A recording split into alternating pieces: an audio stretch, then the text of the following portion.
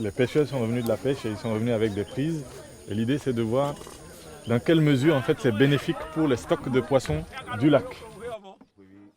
À la fin de l'exercice, vous aurez une vue sur les pêches du jour. Plus on est dans le vert, ça veut dire que les stocks de poissons, les stocks naturels ne sont pas en train d'être impactés. D'accord, mais plus on va tendre vers le rouge, plus c'est dangereux pour l'avenir de la pêcherie et donc de la biodiversité. On est là, ici, super. Donc on est bien encore dans le vert.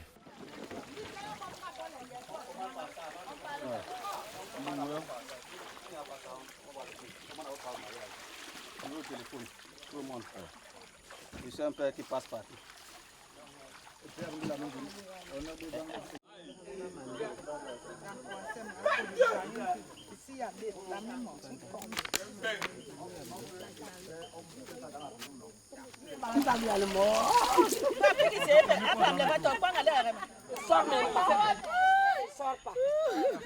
Pour nous, les succès de la conservation, ça passe par l'adhésion des communautés locales, parce que c'est ce qui va assurer la pérennité des activités entreprises en faveur de la conservation de la nature.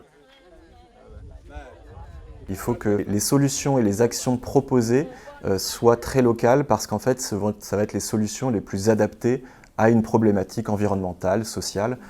Et donc, c'est la raison pour laquelle plus on est proche du terrain, plus on est proche des problématiques de terrain, et plus on a une action ciblée, meilleurs seront les résultats.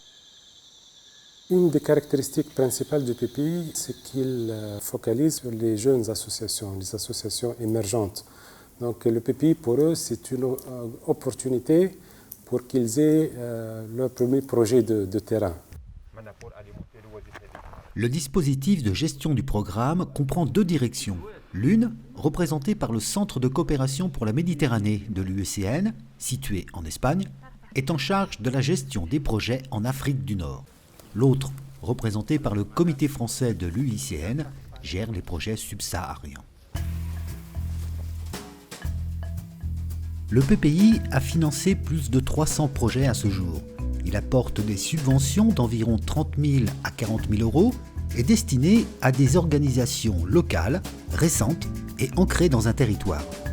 Pour la plupart d'entre elles, ce sont leurs premiers projets. La philosophie du programme est particulière. Elle pourrait être résumée par « former en faisant ».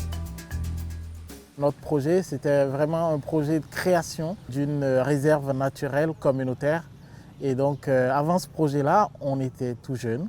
On n'avait aucune expérience en matière donc, de conservation des ressources naturelles. Je continue à être un peu surpris de qu'est-ce qui véritablement a permis à notre partenaire de véritablement nous faire confiance. Mais je pense qu'en nous, il y avait quelque chose de profond. C'est-à-dire qu'on était peut-être pas très expérimentés, mais on était quand même passionnés. On avait une vision, peut-être qui n'était pas facile à transcrire, mais qui était perceptible quand même sur le terrain. Naturellement, ce sont les grandes organisations qui vont capter les financements et il n'y aura plus assez de financements qui pourraient bénéficier aux petites et jeunes organisations de la société civile. D'où l'idée d'avoir des guichets de subventions spécifiques dédiés à ces jeunes petites organisations de la société civile. Elles sont bien ancrées localement, elles ont une certaine légitimité, une efficacité que n'ont pas ou pas toujours ces grandes organisations.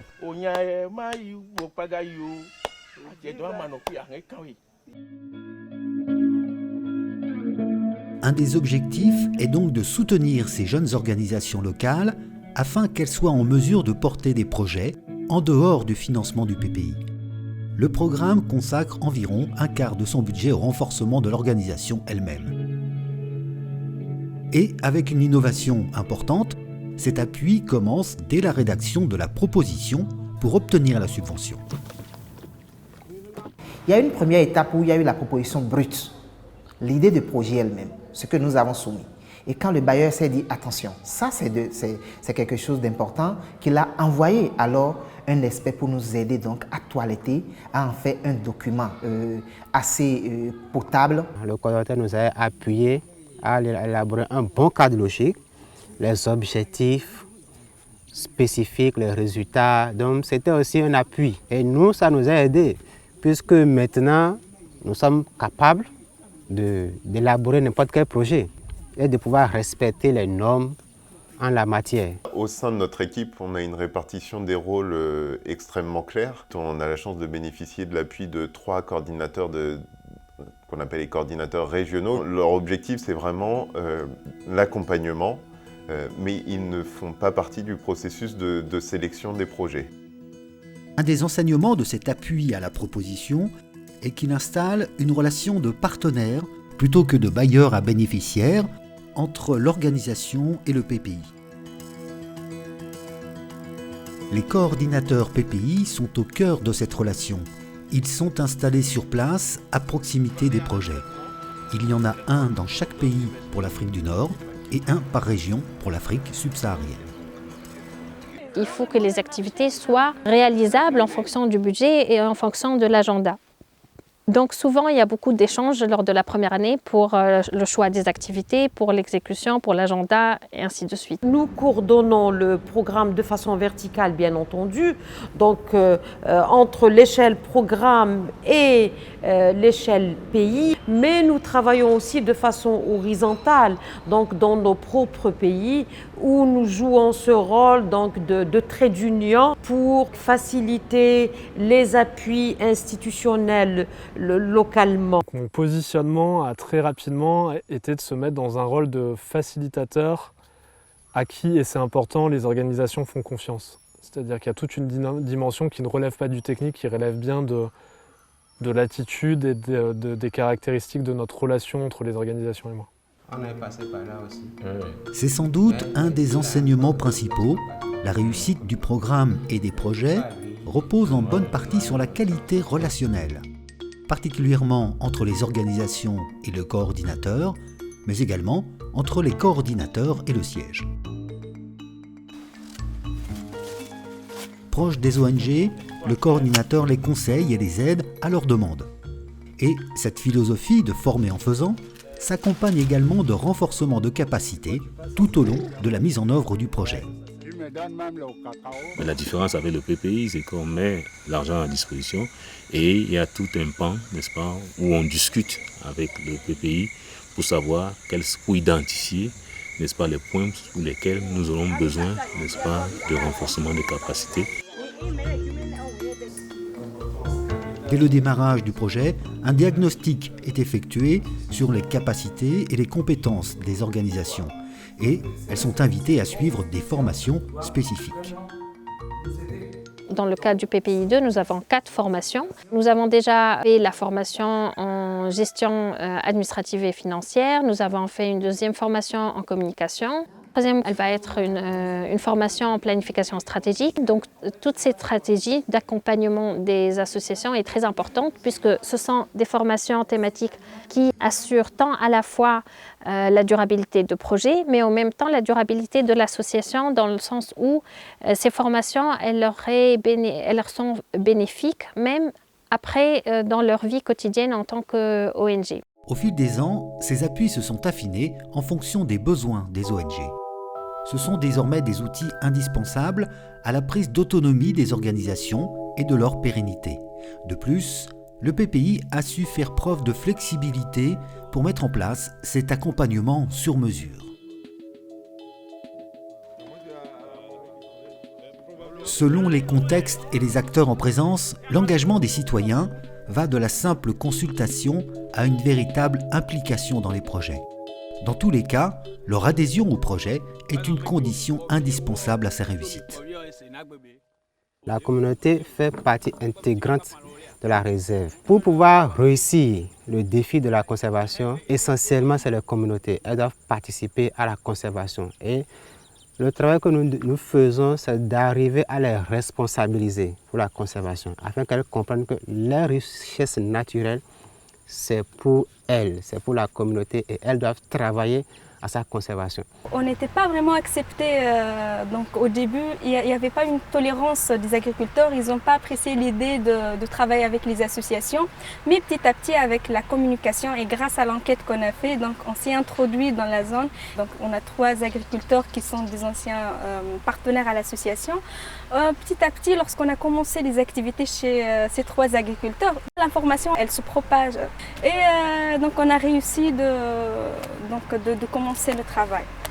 La capitalisation a mis en évidence l'impact positif de ces projets sur la prise de conscience des enjeux environnementaux par les citoyens.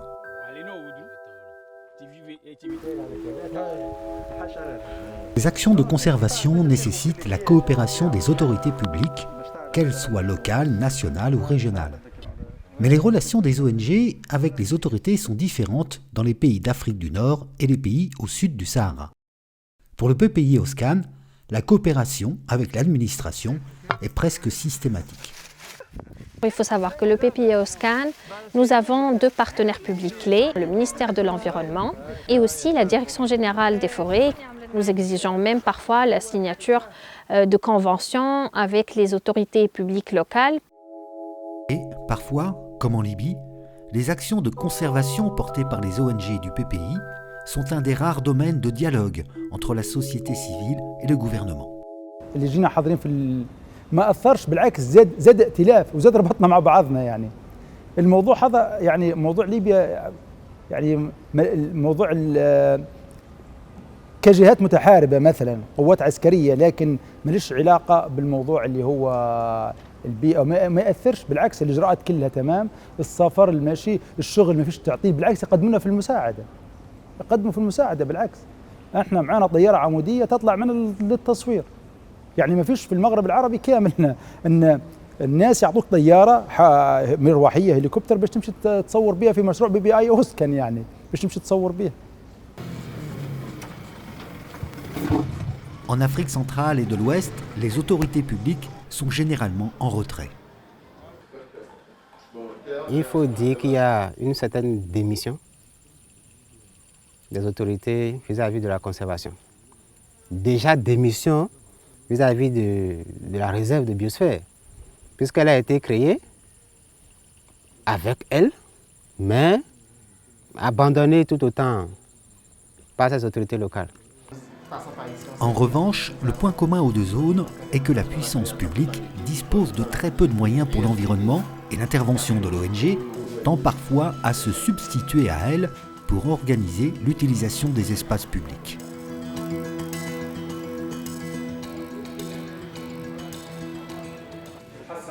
Le PPI encourage des liens entre les ONG. La plupart du temps, les relations s'établissent de manière informelle, d'une organisation à l'autre, assez souvent impulsées par le coordinateur.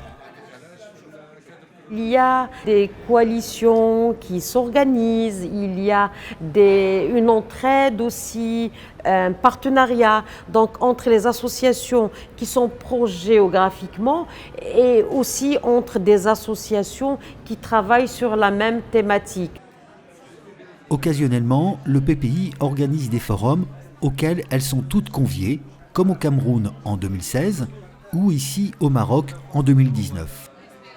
L'atelier actuel, donc, pour lequel on a invité toutes les associations bénéficiaires au niveau des 4 pays, donc ça sera une occasion pendant ces journées aux associations pour s'échanger sur leurs projets, sur leurs thématiques et identifier des cadres de collaboration futurs. Les associations, encore sans grande expérience, sont demandeuses de contacts et d'échanges avec les autres ONG. L'échange de bonnes pratiques entre pairs et la construction de communautés de pratiques relèvent pleinement de la philosophie du PPI.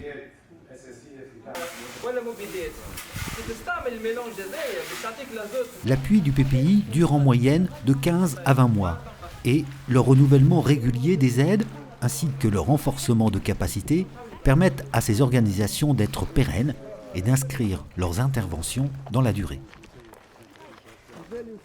Quand c'est réussi, il y a à la fois la prise de conscience et la prise de confiance, non seulement d'une ONG ancrée dans le terrain, pas du tout exogène, et puis probablement c'est la meilleure légitimité pour qu'ensuite ça essaime, ça diffuse et que l'ensemble des riverains d'un parc ou des villageois puissent se retrouver, se reconnaître dans une action qui est initiée par un des leurs.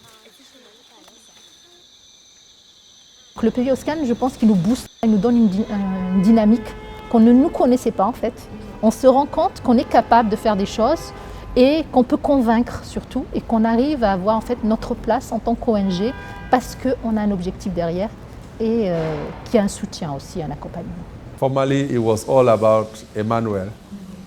But now I see that even tomorrow I'm not there, the organization will never die. And that is something that I'm so proud of. Le Lamentin doit sortir combien de temps, après combien de minutes pour respirer? 15 à 20 minutes. Aujourd'hui, le PPI a montré qu'il était efficace et méritait d'être poursuivi. 15 ans après son démarrage, près de 8 ONG sur 10 continuent leurs actions de conservation avec d'autres moyens financiers. Au moment d'envoyer les mesures hors de l'eau et que le tapis s'y bloque, ça va les empêcher de respirer.